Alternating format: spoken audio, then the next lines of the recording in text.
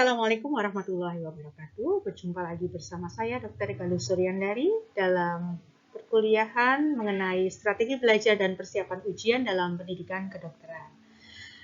Hari ini kita akan belajar banyak tentang beberapa hal, yaitu kurang lebih 3 hal ya, secara garis besar. Di sini kita akan bersepakat bersama tentang tujuan belajar yang akan kita capai pada hari ini. Yang pertama adalah tentang keterampilan belajar, di mana saya akan mengupas tuntas tentang strategi membaca, kemudian persiapan ujian, yaitu persiapan sebelum, saat berlangsungnya tes, dan setelah tes, kemudian yang tidak kalah pentingnya adalah bagaimana tentang kecemasan ujian, penyebab, efek, dan cara mengatasinya. Ya, sebelum kita mulai pada topik pembicaraan yang kita sepakati tadi, kita akan mulai mengidentifikasi ketika kita sudah masuk sebagai mahasiswa di program studi pendidikan dokter FKIK UMY, apa yang bisa kita lakukan di situ. Yang pertama tentunya bagaimana kita belajar tentang belajar yang efektif. Jadi belajar bagaimana caranya belajar yang efektif. Hal itu secara garis besar bisa kita aplikasikan dengan memiliki keterampilan belajar atau study skills, dan yang paling penting adalah punya motivasi. Yang saya yakin adik-adik semua sudah pasti memilikinya ketika diterima sebagai mahasiswa kedokteran di Fakultas Kedokteran dan Ilmu Kesehatan UMY. Ya, selanjutnya hal yang tentang keterampilan belajar yang perlu kita kuasai di sini terdiri dari banyak hal. Yang pertama, tentang manajemen waktu. Yang kedua, tentang konsentrasi. Yang ketiga, tentang memori. Yang keempat, tentang bagaimana cara membuat sebuah catatan. Yang kelima adalah tentang bagaimana cara membaca yang baik. Dan yang penentunya adalah bagaimana cara kita berstrategi ketika menjelang ataupun pada saat ujian. Ini yang penting, adik-adik. Mari kita simak satu persatu ya.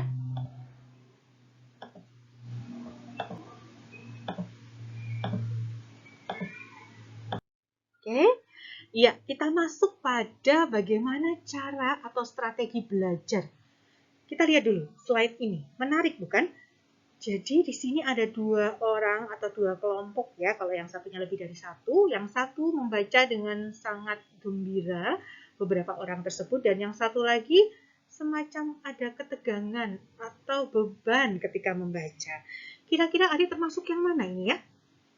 Oke, ternyata ada yang sangat menikmati dengan bacaannya. Tapi juga ada yang, coba lihat, yang satu itu bukunya tebal sekali. Dia merasa berat gitu ya ketika membaca. Tapi kita lihat nanti, apakah adik-adik termasuk yang gembira saat membaca. Ya, sebelum kita tampilkan bagaimana strategi yang benar tentang membaca, di sini ada beberapa hal yang perlu diperhatikan dari seorang pembaca yang baik. Yang pertama adalah bagian tubuh mana yang perlu dilibatkan seorang pembaca ya, yang tentunya ketika membaca itu harus punya penglihatan atau punya mata yang sangat peka terhadap apa saja yang akan dilihat atau dibaca. Hal-hal penting apa, gambar-gambaran penting apa, atau kata-kata apa yang penting untuk kita lihat ya. Yang kedua adalah mulut. Jadi ya, ketika membaca pun sebaiknya mulut seorang pembaca itu tidak berhenti-hentinya untuk melakukan ekspresi ya, ekspresi baik itu ekspresi kaget, ekspresi senang, ekspresi susah, atau ekspresi ketika harus menceritakan kembali atau like a storyteller. Jadi dia bisa mengulang kembali apa yang sudah dia baca. Hal ini terkait dengan gaya belajar dari mahasiswa. Jadi ada beberapa gaya belajar yang unik, yaitu gaya belajar yang harus sambil, kalau orang Jawa bilang dremimil, atau harus sambil bicara. Ketika membaca dia pun harus bicara. Nah, sebenarnya kunci di sini adalah sangat baik ya. Jadi melibatkan banyak anggota tubuh ketika belajar. Semakin banyak indera yang kalian gunakan untuk belajar, maka semakin dalam retensi materi yang akan kalian dapat di situ ya. Ya, kemudian anggota tubuh lain yaitu tangan. tangan di sini ini berkaitan juga dengan gaya belajar. Jadi ketika seseorang memiliki gaya belajar kinestetik, maka tidak hanya mata atau visual, tidak hanya mulut, tapi tangan pun harus bekerja, kinestetik ya. Jadi dia harus bergerak.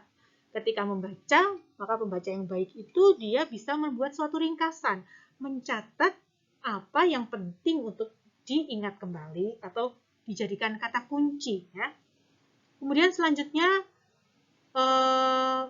curious mind atau rasa ingin tahu yang tinggi tentang buku tersebut.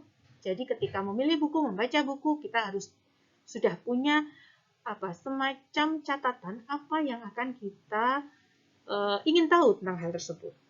Kemudian tidak kalah penting adalah telinga ya. Jadi bersyukurlah bagi teman-temannya yang punya mitra belajar atau teman belajar yang membaca sambil bersuara. Jadi dia juga bisa mendengarkan temannya belajar gitu ya. Jadi itu tadi, semakin banyak indera yang digunakan, maka semakin banyak retensi materi yang akan kita dapat. Kemudian yang terakhir atau yang organ terakhir adalah dengan hati. Jadi atau dengan bisa menghubungkan antara beberapa hal dengan kehidupan sekitar, kemudian membangkitkan rasa empati, kemudian membangkitkan rasa istilahnya berbekas gitu ya. Jadi a part of a reader itu ternyata tidak hanya mata saja, tetapi banyak hal dari organ tubuh manusia yang bisa dilibatkan ketika membaca. Oke, di sini ada beberapa hal. Yang pertama, terutama ini tentang tentang ciri-ciri dari seorang pembaca yang bisa diprediksi dari mulai dia membaca, ketika membaca, dan setelah membaca. Jadi dari sini bisa kita simpulkan atau kita ramalkan kira-kira dia nanti akan sukses atau unsukses, gitu ya. Ketika seorang pembaca itu memiliki ciri-ciri sebelum membaca, dia aktif dalam membangkitkan pengetahuan yang apa dia sudah pernah dapatkan sebelumnya atau prior knowledge. Salah satu ciri dari pembaca yang sukses, gitu ya, dibandingkan dengan hanya membaca yang tanpa persiapan, gitu ya. Sedangkan yang ketika membaca, ketika dia terlihat sangat fokus dibandingkan yang mudah sekali teralihkan, itu bisa memprediksi dianya nanti akan menjadi pembaca yang sukses atau pembaca yang tidak sukses, gitu ya. Jadi ini bisa meramalkan kira-kira nanti si pembaca nanti akan sukses atau tidak sukses dilihat dari apa yang dia lakukan sebelum, saat, dan setelah membaca. Ya. Jadi mohon diperhatikan ketika nanti membaca, kalau kita pengen prediktifnya adalah seorang pembaca yang sukses, maka tolong diterapkan hal-hal yang terkait dengan successful readers, baik itu before, during, dan after reading. Oke. Nah, ini ada beberapa referensi strategi dari membaca yang baik ya. Ini dari academic support teacher-nya Marshall Academy ya. Di sini ada beberapa hal, yaitu yang pertama making connection, yang kedua visualizing, yang ketiga inferring, yang keempat questioning, yang kelima determining important ideas, yang keenam synthesizing, yang ketujuh making connection, yang ke-8 visualizing, dan yang terakhir inferring. Ya, di sini nanti bisa kita baca bersama, misalnya making connection. Ya, membuat suatu hubungan, baik itu dengan pengetahuan sebelumnya yang sudah dia peroleh, baik dari diktat yang dia baca dengan pengalaman dirinya sendiri, diktat dengan dia baca dengan diktat yang lain, diktat yang dia baca dengan dunia atau kenyataan. Visualizing. Jadi menggunakan tadi yang saya bilang, ada yang tipenya harus dramimil, ada yang harus membuat coret-coretan, dan yang paling penting ini melibatkan semakin banyak panca indera semakin baik itu tadi ya. Jadi ketika dia melihat sesuatu yang penting dia coret, divisualisasikan gitu ya. Jadi ini nanti berkaitan dengan materi saya selanjutnya, yaitu bagaimana berpikir kritis dan bagaimana berpikir yang cerdas ya. Salah satunya dengan cara memvisualisingkan dengan membuat suatu mapping ya. Kemudian yang Berikutnya adalah inferring. Inferring ini adalah bagaimana menghubungkan, jadi setelah kamu membuat koneksi tadi ya, apa yang sudah kamu tahu, jadi prior knowledge tadi, dengan apa yang kamu baca. Dari awal kita sudah bisa membuat suatu hipotesa atau membuat prediksi, kemudian bisa menggambar suatu kesimpulannya. Untuk questioning, jadi ketika membaca pun juga harus punya daya kritis yang tinggi. Jadi bertanya, kenapa begitu? Kapan? Apa? Bagaimana? Gitu ya. Itu akan timbul ketika kamu sudah siap, gitu ya, sudah siap. Dan itu akan memperluas wawasanmu. Dengan questioning itu akan memperluas wawasanmu. Jadi tidak terbatas apa yang kamu baca saat itu, tapi kamu jadi tertarik membaca hal-hal lain, gitu ya, hal-hal lain yang berkaitan. Kemudian selanjutnya adalah determining important ideas. Jadi ambil apa sih yang dia mau bilang atau si penulis mau mengutarakan itu apa. Diambil ide besarnya. Synthesizing. Jadi meringkas apa poin-poin yang sudah dibaca, gitu ya. Jadi itu berhubungan dengan yang visualizing tadi ya.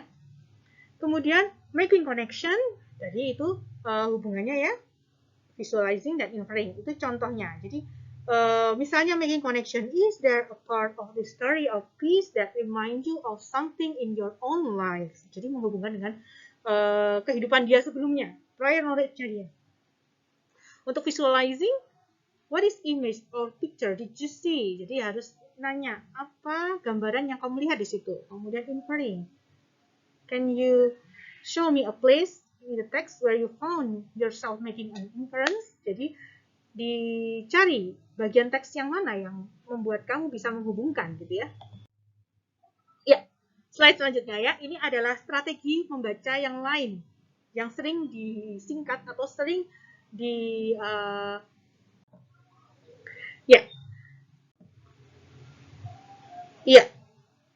yang berikutnya adalah SQ3R.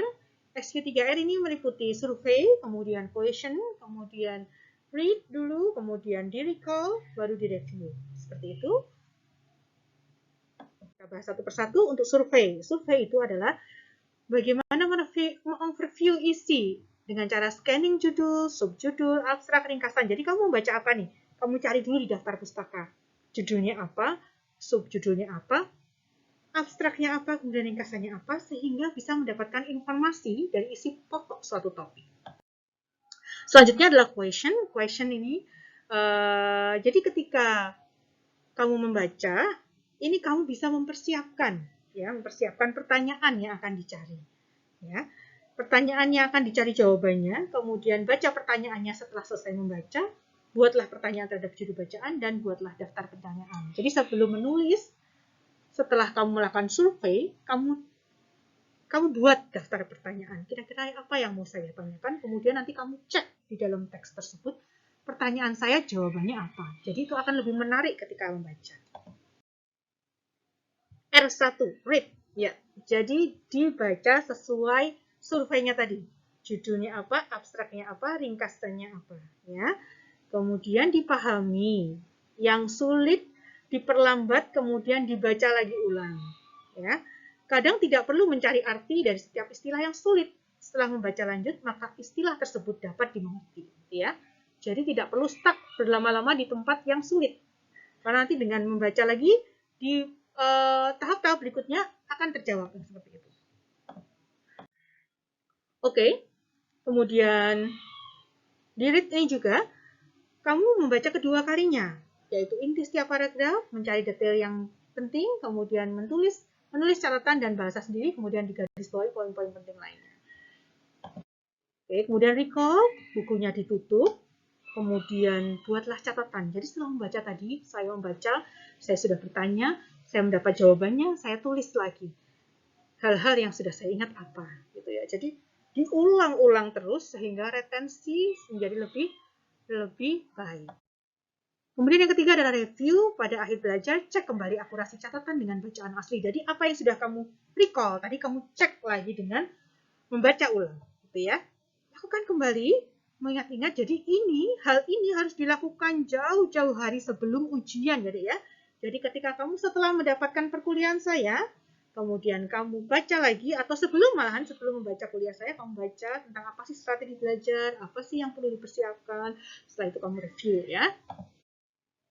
Ya, ini adalah apa istilahnya, strategi lain dari membaca ya. Jadi ada having a purpose, previewing, skimming, scanning ya, predicting, inferring, cohesive, adhesive, questioning and meaning, background knowledge. Jadi di sini ada kata-kata penting yang harus kamu tahu istilahnya ya. Untuk skimming itu getting the outer point of view. Scanning, looking for specific details. Predicting, anticipating what is coming next. Inferring, getting the ideas that are not explicit. Jadi mencari apa yang tersirat ya, jadi tidak yang tersurat. Oke, kemudian selanjutnya adalah ya, untuk membaca mungkin kalau ada pertanyaan dipersiapkan besok pada saat diskusi bisa kita diskusikan bersama Dr. Sri Sundari ya ketika perkuliahan tandem. Oke, kita masuk ke bab berikutnya yaitu persiapan ujian. Ya, ini ada beberapa ilustrasi tentang persiapan ujian yang menakutkan, yang mengerikan. Ujian gitu ya. Besok harus ujian, aku harus belajar dengan giat. Ini sepertinya agak menggelikan ya kartunya ya, tapi ya tidak apa-apa, ini sebagai pengantar saja. Ya, selanjutnya, ya apa sih yang harus dipersiapkan, yang efektif untuk mempersiapkan ujian ya? Dari University of Tasmania menyatakan bahwa ada beberapa hal yang perlu dipersiapkan. Yang pertama, memanage waktu dari saat mulai perkuliahan, awal perkuliahan, memanage waktu. Adik-adik boleh aktif dalam kegiatan kemahasiswaan, tetapi jangan sampai mengorbankan waktu untuk belajar ya. Jadi harus punya jadwal yang ketat ketika memilih untuk aktif dalam kegiatan. Kemudian managing space. Jadi harus punya ruangan yang kondusif untuk belajar ya. Kondusif itu dalam arti tidak membuat distraksi terhadap hal lain. Misalnya jangan belajar di tempat tidur. Kenapa? Karena tempat tidur itu lebih menarik dibandingkan buku. Bantal itu lebih menarik daripada buku. Jadi jangan sampai kamu tertidur ketika belajar ya. Jangan sampai juga ketika belajar di ruang makan. Nah, di situ banyak sekali penggoda-penggoda di situ. Cemilan, nasi, lauk gitu ya. Jadi managing space is the important things of effective exam preparation. Mulai dari waktu kemudian menciptakan sebuah ruangan yang khusus atau ruangan yang kondusif ya. Kemudian yang tidak kalah penting adalah managing motivation dan managing unknown. Ya, managing motivation itu selalu penting, harus dilakukan karena itu adalah dasar utama ya. Dan insya Allah kalian sudah memilikinya semua karena tidak mudah masuk di kedokteran. Jadi saya yakin motivasi kalian pasti baik ya. Tapi ada juga yang motivasinya eksternal. Tapi tidak apa-apa. Jadikan semua itu pelecut apa istilahnya? Pelecut kalian untuk belajar ya, baik itu motivasi intrinsik maupun motivasi dari ekstrinsik gitu ya. Nah, yang terakhir adalah managing the unknown. Managing the unknown ini cukup unik ya. Jadi setiap hal itu pasti ada faktor X ya, faktor X yang perlu kalian perhitungkan ya. Misalnya ya, ketika nanti ujian dan sepertinya saat ini masih dalam situasi pandemi, jadi seperti saya saat ini membuat video perkuliahan karena saya memanage the unknown ya. Siapa tahu pada saat nanti saya perkuliahan itu macet ya, sinyalnya jelek, wifi-nya mati dan sebagainya. Jadi memanage hal-hal yang kemungkinan terburuk yang akan terjadi ketika hari H ujian gitu ya. Oke, kita ganti lainnya. Ya, strategi ujian ini dari sebelum, on the test day, and during, and after. Oke? Oke. Ya. Oke, before the test. What we must prepare before the test, ya. Apa yang harus disiapkan sebelum tes berlangsung? Yang pertama, seperti yang saya tadi bilang, disiapkan dari mulai pertama kali kamu masuk kelas, ya. Jadi, jangan ditunda-tunda mengumpulkan semua mata pelajaran atau belajar dikumpulkan pada saat hari H sebelum ujian. Ini salah besar. Ya. Kesalahan terbesar yang kamu perbuat dalam proses mempersiapkan ujian ya. Ketika kamu mempersiapkannya wayangan atau SKS, sistem kebut semalam, ini tidak efektif ya. Kemudian mulai diperhitungkan berapa banyak ujian yang akan kamu tempuh ya. Kemudian mereview secara reguler, kemudian melirik atau membaca kembali tadi ya, melakukan review ya. Ask yourself, well, the material you don't know well. Jadi kalau belum tahu masih ada kesempatan buat membuka lagi ya. Jadi jangan dilakukan dekat-dekat dengan hari ujian, gitu ya. Oke, night before and on test day. Jadi pada saat hari H atau malam sebelum ujian jangan begadang. Walaupun begadang itu ada perlunya, tapi saya sarankan jangan begadang sebelum ujian ya. Jadi have a good night rest before the test day. Ya. Kemudian yang kedua adalah prepare all supplies needed before you go to sleep. Misalnya kamu butuh mempersiapkan kartu ujian, siapkan malamnya. Ya, misal kamu butuh apa yang dibutuhkan pada saat ujian online? Handphone yang sudah full tercas, laptop yang sudah full tercas, dicas malam sebelumnya ya. Jadi jangan sampai pada saat ujian gedubrakan karena baterai mau habis ya. Jangan sampai ya. Kalau butuh alat tulis nanti ketika sudah bisa offline siapkan semua alat tulis sebelum ujian, kartu ujian disiapkan ya. Kemudian pada saat pagi hari sebelum ujian pastikan nutrisinya terjamin dengan baik ya. Take a breakfast, take a lunch misalnya ujian siang ya. Kemudian arrive early, termasuk ketika online, jadi biasakan untuk melakukan login paling tidak 15 menit sebelum ujian berlangsung ya.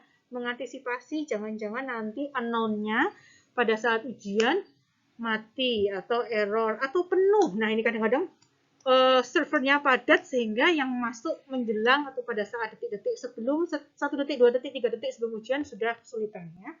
Kalau sudah bisa connect, relax dulu sebelum masuk. Relax, berdoa, kemudian think positive thought. Jadi pikirkan saya bisa, saya pasti bisa, ya. Oke. Ya, ini pada saat detik-detik ujiannya. Jadi yang pertama kali adalah baca perintahnya, ya. Oke. Kemudian lihat berapa waktu yang disediakan, hitung satu soal bisa mengerjakan sampai berapa menit, ya. Biasanya ini sudah dipaparkan oleh PJ Blog. Jadi dalam satu blog dia akan ujian selama berapa menit, berapa soal. Kamu bisa memperhitungkan. Preview the test, the time, pertama ya. Kemudian, nah ini yang susah ketika ujiannya online karena di tempat kita, di kebijakan yang kita ambil adalah tidak bisa kembali, tidak bisa back pada soal sebelumnya. Ya, work on easiest part first. Ya, karena apa? Karena proses pengawasannya atau kejujuran pada tes online ini memang agak sulit dipastikan ya. Jadi kita mengambil keputusan untuk tidak bisa kembali pada soal sebelumnya. Kemudian yang terakhir adalah save time at the end. Jadi kalau bisa sisakan waktu untuk melakukan review. Tapi ini juga tidak bisa kita lakukan ketika kita melakukan ujian ulang ya.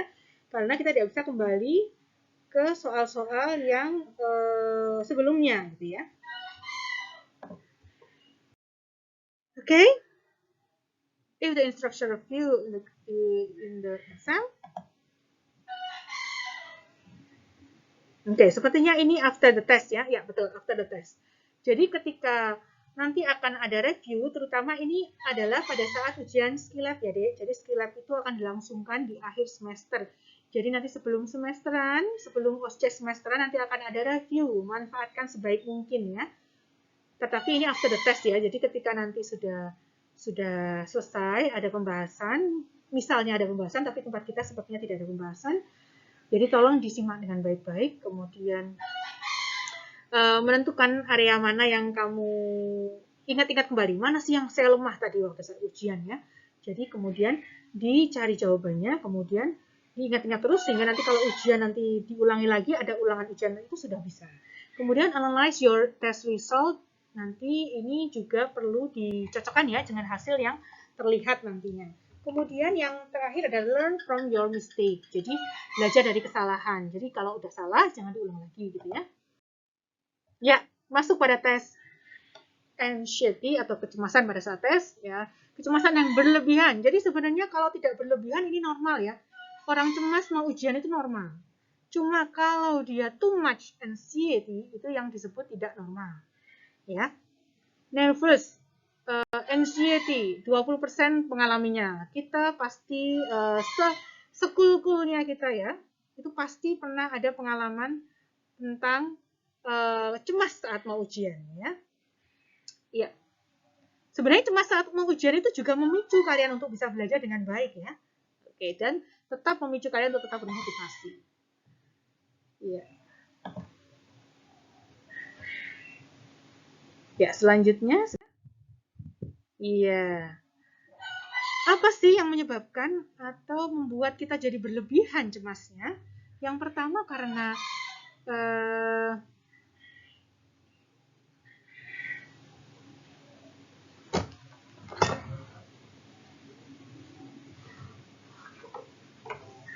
ya. Oke. Apa sih yang menyebabkan kita cemas saat ujian ya, yang berlebihan ya? Yang pertama bisa karena kurang persiapan. Seperti tadi saya bilang, SKS sistem kebut semalam. Ya. Kemudian yang kedua adalah kekhawatiran yang berlebihan. Ya.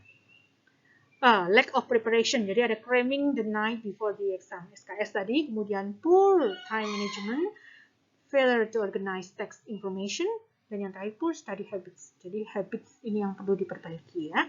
Kemudian worrying about, jadi khawatir yang berlebihan, belum tentu terbukti tapi sudah dikhawatirkan dari awal, yaitu performance-nya, aduh jangan-jangan nanti saya performance-nya jelek ya. Kemudian, aduh jangan-jangan teman saya belajar lebih dari apa yang saya pelajari. How friends and other students are doing ya. The negative consequences of failure. Jadi nanti ada sanksi-sanksi tertentu ketika nilai kita jelek, itu yang juga menjadi dasar kecemasan.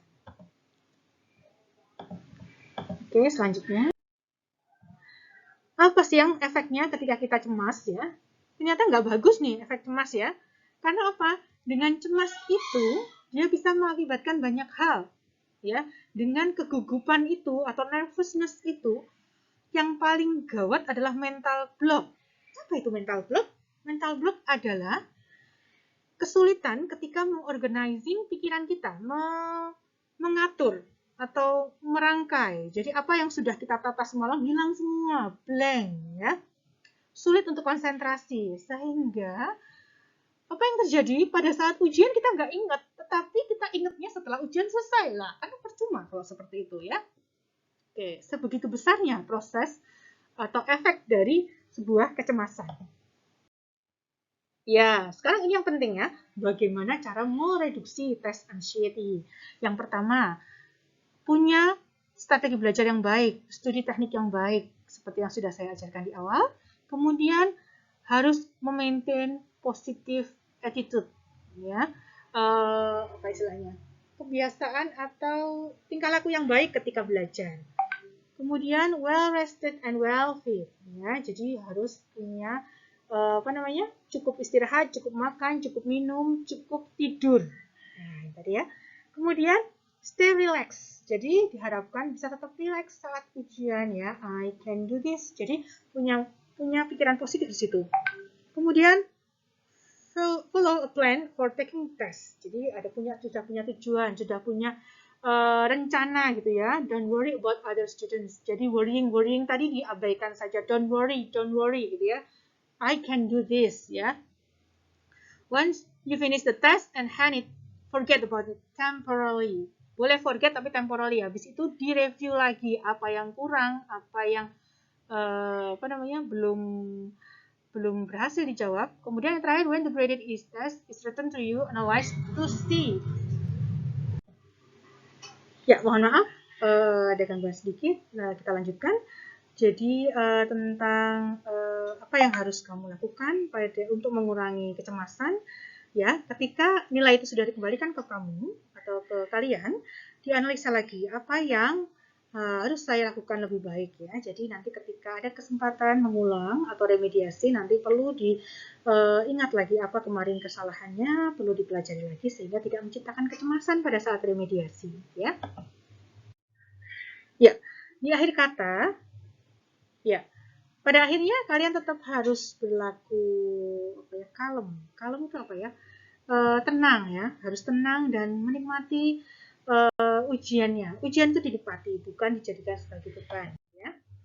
Dan selalu berupaya berdoa untuk hasil yang baik. Ya, sehingga insya Allah nanti semuanya akan lulus dalam ujian blok 1 ini ya. Amin. Ya, terima kasih.